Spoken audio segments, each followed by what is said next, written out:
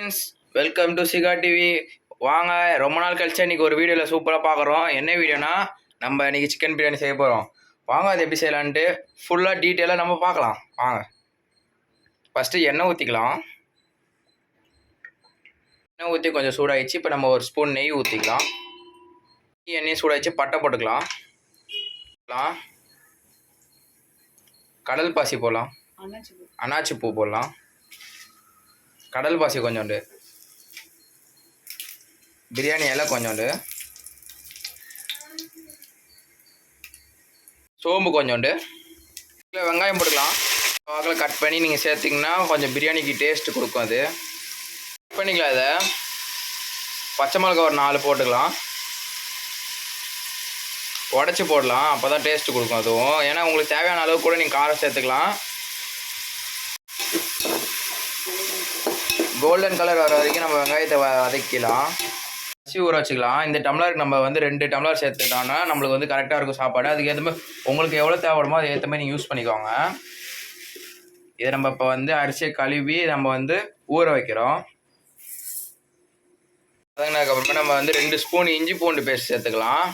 இதை நம்ம வீட்டில் அரைச்சி இதோட வீடியோ வேணுன்னா நீங்கள் கமெண்டில் சொல்லுங்கள், நாங்கள் அதையும் ரெடி பண்ணி போடுறோம்.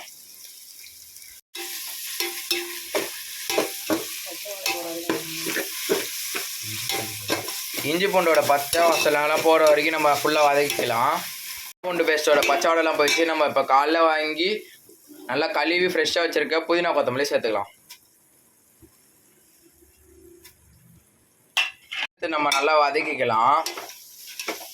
எப்பவுமே வெங்காயம் நிறைய சேர்த்துக்கோங்க. 1/4 கிலோ வெங்காயம்னா தக்காளி கொஞ்சம் சேர்த்துக்கோங்க.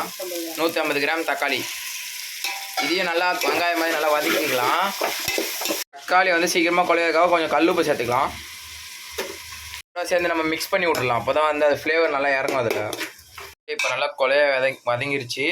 இப்போ மஞ்சத்தூள் நம்ம ஒரு 1/2 ஸ்பூன் சேர்த்துக்கலாம். தனி மிளகாத்தூள் ஒரு ஃபுல் ஸ்பூன் சேர்த்துக்கலாம். நல்லா அதை வதக்கலாம் மசாலாவோடு சேர்த்து. 2 ஸ்பூன் தயிர் சேர்த்துக்கலாம். அதில்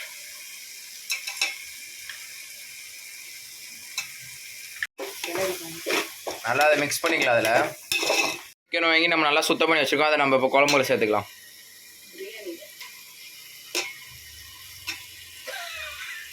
நல்லா கிளறிக்கலாம் சிக்கனை போட்டு.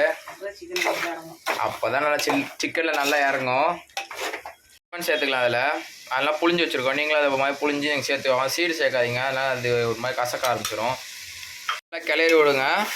தண்ணி விட்டு வேகும். அது தண்ணி ஊற்றாதீங்க. நல்லா தண்ணி விட்டு வெந்துருச்சு. இப்போ நம்ம தண்ணி சேர்த்துக்கலாம். இந்த டம்ளருக்கு நம்ம 2 டம்ளர் அரிசி சேர்த்து வச்சுருக்கோம். 1 டம்ளருக்கு 1.5 தண்ணி ஊற்றணும்.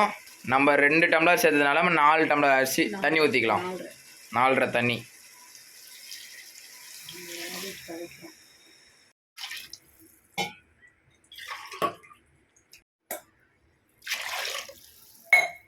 தண்ணி நம்ம ஊற்றியாச்சு.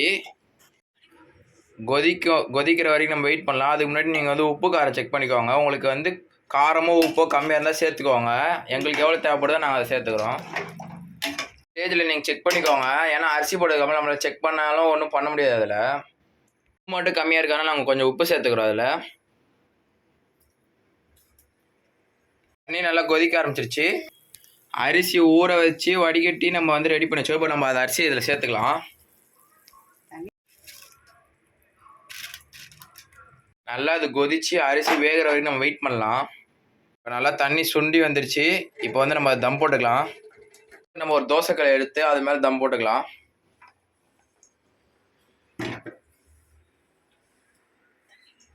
தண்ணி மேலே வச்சுக்கலாம். வெயிட்டுக்காக அந்த தண்ணி நம்ம வச்சுக்கலாம். ஒரு 10 நிமிஷம் சிம்லேயே வச்சு நம்ம வச்சுக்கலாம். சரி, ஒரு 10 நிமிஷம் கழித்து நம்ம பார்க்கலாம் பிரியாணி எப்படி ரெடி ஆகிருக்குன்றத. சிக்கன் பிரியாணி ரெடி ஆகிடுச்சு. பாருங்கள், சூப்பராக ரெடி ஆகிருக்குது. டேஸ்ட்டும் அருமையாக இருக்குது. வாசனை கம்மன்னு வருது. இதே மாதிரி நீங்களும் செஞ்சு பாருங்கள். நம்ம சேனலில் உள்ள வீடியோலாம் பாருங்கள். பிடிச்சிருந்தா மட்டும் நீங்கள் லைக் பண்ணுங்கள், ஷேர் பண்ணுங்கள், கமெண்ட் பண்ணுங்கள். மறக்காமல் நீங்கள் ஃபஸ்ட்டு சப்ஸ்கிரைப் பண்ணிவிட்டு பாருங்கள். அப்போ தான் எங்களுக்கு கொஞ்சம் யூஸ்ஃபுல்லாக இருக்கும். நீங்களும் உங்களுக்கு யூஸ்ஃபுல்லாக இருக்கும். என்னென்ன குக்கிங் வீடியோ போடலான்றது நீங்கள் வந்து எங்களுக்கு கமெண்ட் பண்ணிங்கன்னா நாங்களும் அதுக்கேற்ற மாதிரி ரெடி பண்ணி நாங்கள் போடுறோம். அவ்வளோதான் ஃப்ரெண்ட்ஸ். லைட்டாக லாஸ்ட்டாக கொத்தமல்லி இலை போடலாம். அவ்வளோதான், இது முடிஞ்சிருச்சு இந்த பிரியாணி. அடுத்த வீடியோவில் சந்திக்கலாம். பாய்.